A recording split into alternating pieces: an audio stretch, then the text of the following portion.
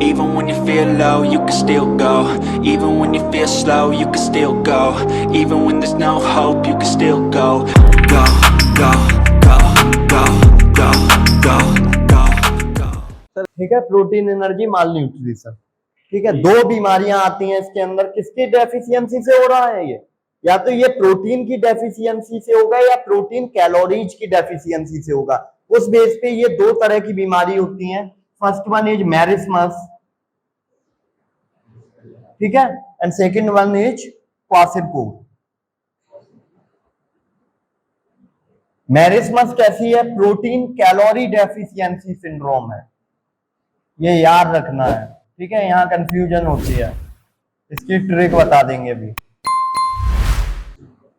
और ये क्वासिरकोफ, ये प्रोटीन डेफिशिएंसी बीमारी है, केवल प्रोटीन की डेफिशिएंसी से होने वाली है। ठीक है, अब आ जाओ, ये किस एज ग्रुप में होती है?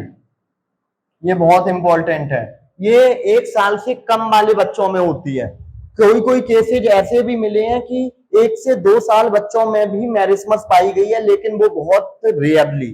3rd ईयर में ऐसा आता है, एक पीडिया करके सब्जेक्ट है, पीडियाट्रिक्स, जो बच्चों वाला है एमबीबीएस में। ठीक है, उधर ऐसा बताया गया है, क्या बताया गया है कि कुछ 1 से 2 साल वाले बच्चों में भी मैरिस्मस पाई गई, लेकिन बहुत रेयरली पाई गई। ठीक है, लेकिन जो कॉमनली अपन लिखेंगे, अगर एमसीक्यू आएगा तो क्या करेंगे?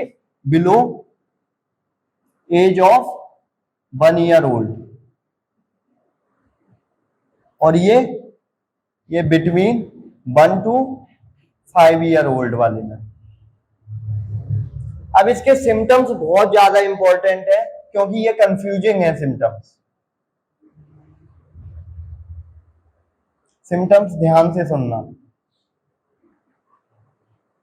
सबसे पहले कॉमन बता देते हैं जो दोनों में होंगे। ठीक है, जब डायग्नोसिस अपन बनाएंगे तो दोनों पेशेंट में डायरिया पाया जाएगा,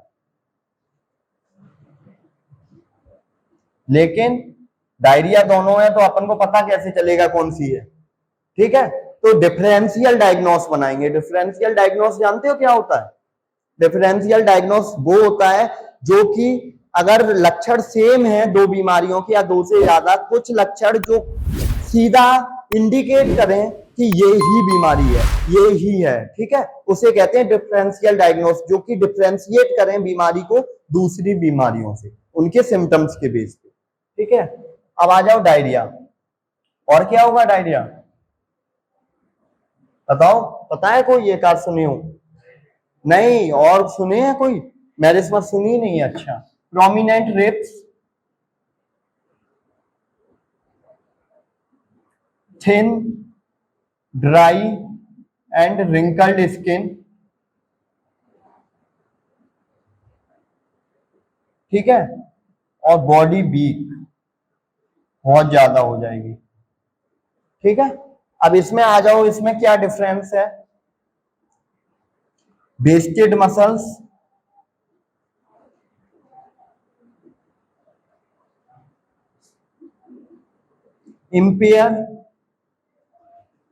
impaired growth and development of child,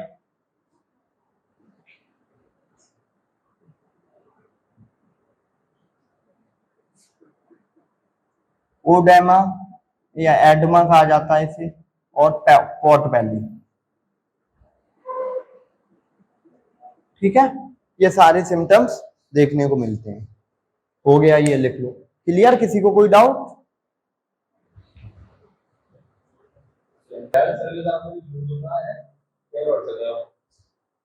अब ये मैरिस्मस और क्वासिरकोफ, मैरिस्मस की ये ट्रिक है, इसमें ये कंफ्यूजन होती है, और तो ये कर लोगे सिम्टम वगैरह याद ही करने, उसमें तो कोई ट्रिक है भी नहीं। कौन सी एज ग्रुप में होती है? तो एम फॉर मदर, ये शायद बताई होगी एक बार, और नहीं वैसे पढ़ाई ही पहली बार है। और एम फॉर मैरिस्मस।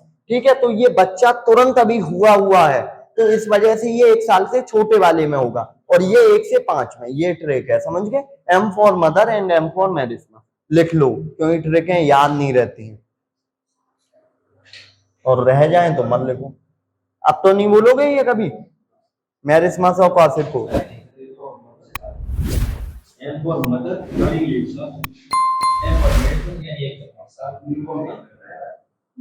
और मेरिस्मस, अब मेरिस्मस 1 साल से कम में है तो उसमें केवल प्रोटीन की नहीं होगी, ज्यादा छोटा बच्चा है तो उसमें कैलोरी की भी, क्योंकि अभी ना उसे कैलोरी भी ढंग से नहीं मिल पाई और 1 से कम में ही बीमारी हो गई है, तो ये भी एक ट्रिक से वो कर सकते हो, कोरिलेट कर सकते हो। ठीक है, सुन लो, ट्रिक से कोरिलेट कर सकते हो, तो उसमें ये भी एक ध्यान देने वाली बात है।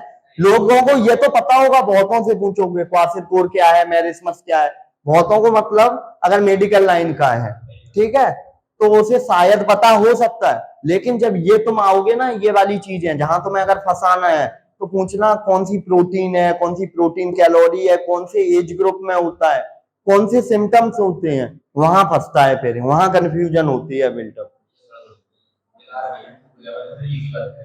ये पढ़ाया था मैम ने?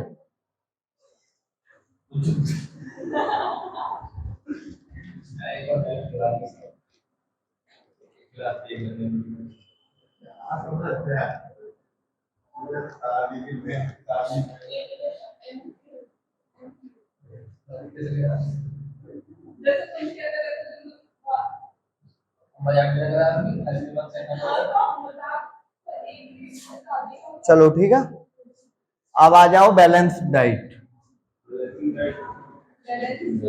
कितना कौन चीज खाने की जरूरत है, ठीक है, ये एफएनडी के अंदर है ना सारी चीजें। तो पर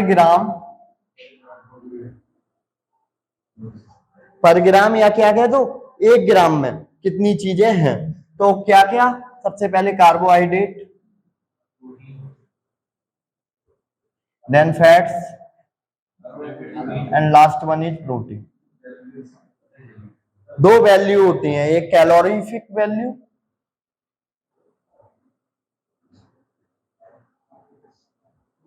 और एक होती है फिजियोलॉजिकल वैल्यू।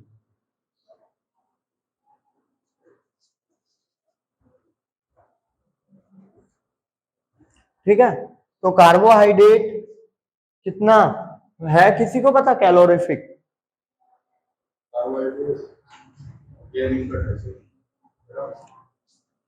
इसकी होती है 4.65, ठीक है, 4.65 kcal किलो कैलोरी, ठीक है। फैट्स की कितनी होती है 9.65, वो तो लिख दिया ना वहां पर ग्राम, सारी पर ग्राम ही पे बात हो रही है, kcal, और प्रोटीन 5.65,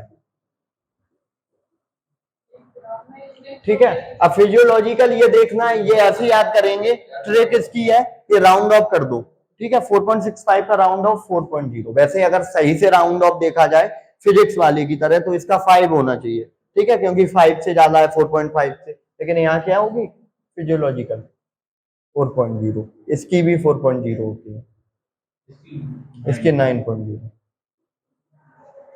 ठीक है।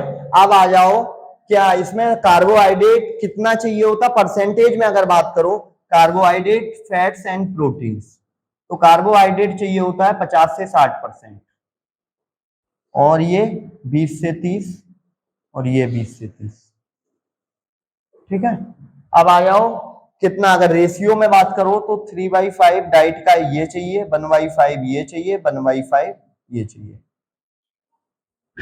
अब एक चीज बताओ, एक चीज है यहाँ पे कार्बोहाइड्रेट अपने नीट में ये वाला परसेंटेज दिया है, लेकिन कुछ बुक्सों में ऐसा मिलेगा कार्बोहाइड्रेट नियरली 50 to 60% मिलेगी, लेकिन फैट मिलेगा 20 से 30%, लेकिन जो ये प्रोटीन है मींस कहने का ये मिलेगा 50 से 60% के बीच में परसेंटेज, ये मिलेगा 25 से 30% के बीच में, और ये मिलता है प्रोटीन का जो परसेंटेज है 10 से 15% के बीच में कुछ किताबों में, ठीक है। लेकिन अगर नीट में आएगा तो अपन ये लिख के आएंगे, क्योंकि नीट में ये एक्सेप्टेड डाटा है, क्लियर।